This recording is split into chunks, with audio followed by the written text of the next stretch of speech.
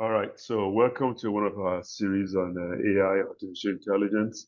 I had promised to do a series where we will compare Google Bard or Google Gemini with ChatGPT and the Microsoft Copilot. But for this one, let me just give you a short micro teaching series on Google Gemini. Then I'll come back later and compare that. I know the camera is a little blurry because I don't have the external video. I have the internal one, which for some reason on this Lenovo laptop is coming out funny, but this should be a very short series. So Google Bard, which is now called Google Gemini, is actually an interesting generative AI tool. Again, I will review what generative AI just means. It can take what has been trained on and it create text, video, images for you. So this will be a short demo on Google Gemini. So I just want to share my screen. So what I did here was I opened up, yes, so you should be seeing my Google. So this is an enterprise account or a workspace account. That's one of the things that I noticed that some of the features for this Google Gemini, you have to have the workspace, which I have for my company. So here I want to do slides. So I'm only using slides for my presentation so that this is the best way to show you this now.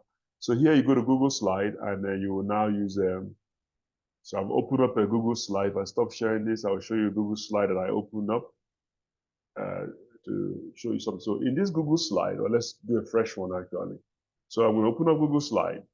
And in my case, when I'm creating content, you see on the left here, I'm always concerned about content that should be inclusive of all ethnicity.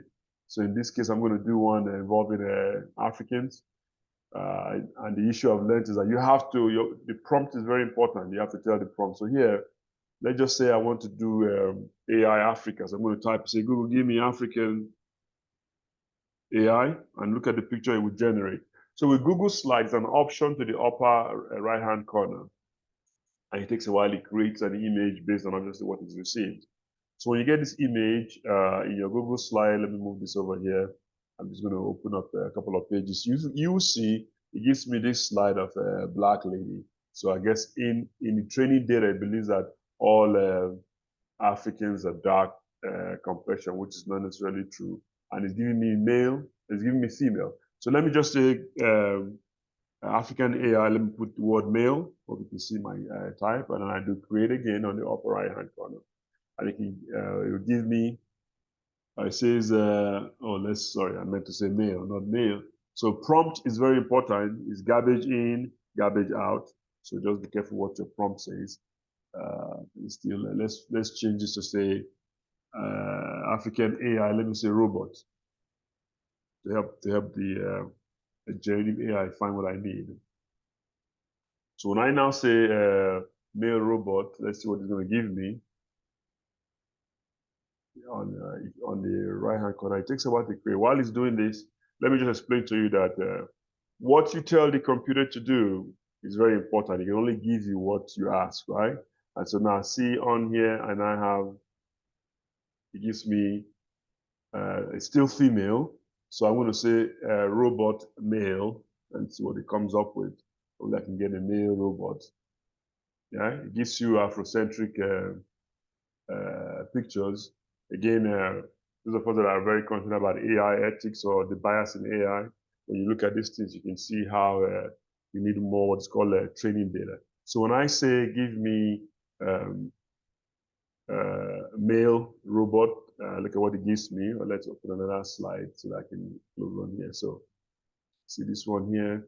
And if I want a light skin one, I could probably put on here light skin in my prompt. And it will give me a different version that's coming up. The difference here with ChatGPT is with ChatGPT, when you have the paid version, you have what's called like DALL-E. DALL-E will help you to create images that you can use on your slides. Obviously, you can give them, and you can take this and actually amend it or modify it the way you want. So I'm just using you could do some of these things on Google or all that. Google Docs. I'm using Google Sheets because I'm trying to do a presentation. So here now I'm going to do let's do a slideshow for a minute here and see what it gives me. In case I don't have time, I'm going to keep this short. I could change the background or no, I don't want to change. So avoiding the slideshow, I'm just going to save this. Let's say I'm going to save this and export it as PowerPoint slides, or let's say download as a PowerPoint slide, and then I can use it as a presentation. The point is this, you can have APIs obviously with ChatGPT. If that doesn't make any sense, I will try and explain it later. But the point I'm trying to make here is this is integrated into a Google Workspace, or you might call it a Google own version of, let's see here, I got my presentation slide out here, so let me just show you. Let's go to my slide presentation, makes it easier a little here. I'm trying to keep this short and simple.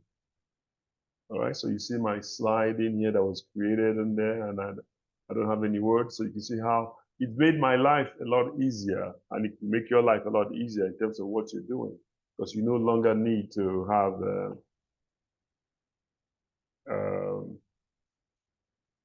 you no longer have to be searching all over the place looking for the pictures that you need for your presentation. So let me duplicate this on the screen.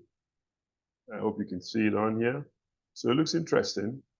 All right, I just have different versions that I can take this and I can add to it. So feel free to let me know your comments on this. And you might want to wait for the other two ones when I have the time. I'm in a conference room, fantastic picture behind me.